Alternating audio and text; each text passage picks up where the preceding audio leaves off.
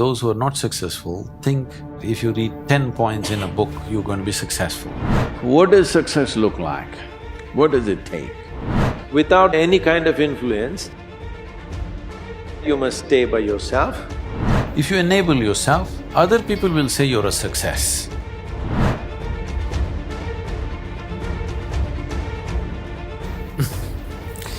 If there were tips for success, everybody would have been successful.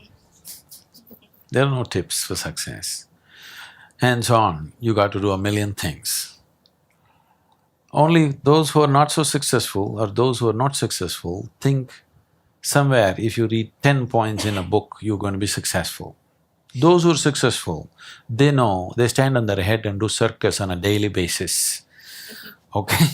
Only in the parties they stand up straight, rest of the time they are on their head, okay? We need to understand this. If you want to be successful, don't seek success. What you seek is competence. If you enable yourself and if you do something well, other people will say you're a success. If you think I'm a success, it's foolish, isn't it? You're doing something and you're doing it well, other people in the town or in the country or in the world, people will say, oh, he's doing something really successful. They're looking up to you, that's fine.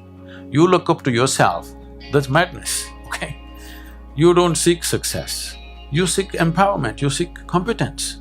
You do the best that you can do. You cannot do as well as somebody, but you can do the best that you can do. So if you do your best, if your best is good enough, world will recognize. If it is not, you will be happy.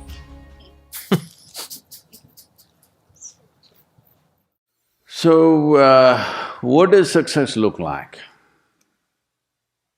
What does it take? Well, I know family and friends who always have their breakfast on time. And after breakfast, of course, they must have coffee.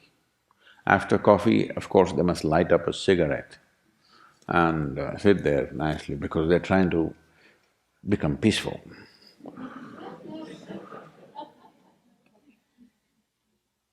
And then they will go to work, come back home exactly on time for lunch, eat lunch, rest for 1 or 2 hours, sleep, then evening have one tea and then smoke, and then again go to work. And 8 o'clock, 8:30, they're back home for dinner and then maybe other things, drink and this and that and whatever. But those who have been very successful, either in music, sport, art, business, spiritual process, doesn't matter what, those people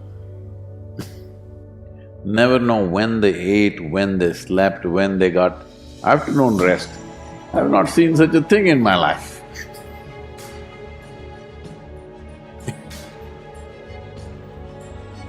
So, those who are committed to being successful with whatever they're doing, one important aspect of their life is they're not settling down wherever it's a bit comfortable. Because comfort will happen when they lower you to in the grave, very comfortable you are, Right now, it's about ensuring that there is profoundness of experience and there is impactfulness of activity. Because if they had given you a limitless amount of time, you could do all those things, nothing wrong, I'm not against them. But they gave you such little time with such tremendous potential of being human, that's the problem. For every one of you, your life is precious, isn't it? It's a precious life. If something is precious, where do you want to invest this life? Because what you call as my life is just a certain amount of time and energy, isn't it? Yes? As you sit here, your life is ticking away or no? What is ticking away is not time, what is ticking away is your life. Yes or no? So this energy that you call as my life, How are you going to invest it? Because it's going to if you're doing something truly worthwhile, it gets over before you know what happened. Only if you're doing something worthless, it feels like a long life.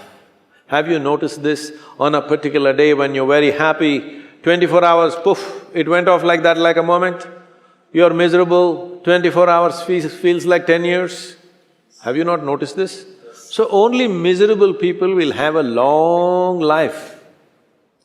Joyful people, life goes away like that, as if it's a couple of days. It passes away like that if you are creating what you really care to create. So, one thing that every young person should do is, without the influence of the peers of your own age group, without the influence of your professors and your parents, without any kind of influence, somewhere you must stay by yourself, at least for 2-3 days, and look at it. What is it that I want to invest this precious life into? What is it that will be worthwhile today and worthwhile after 50 years for me to invest myself into? You invest your life into that, whatever it is. However small, big, it doesn't matter. If you see that this is something truly worthwhile and you invest your life in that, this will be a life of fulfillment.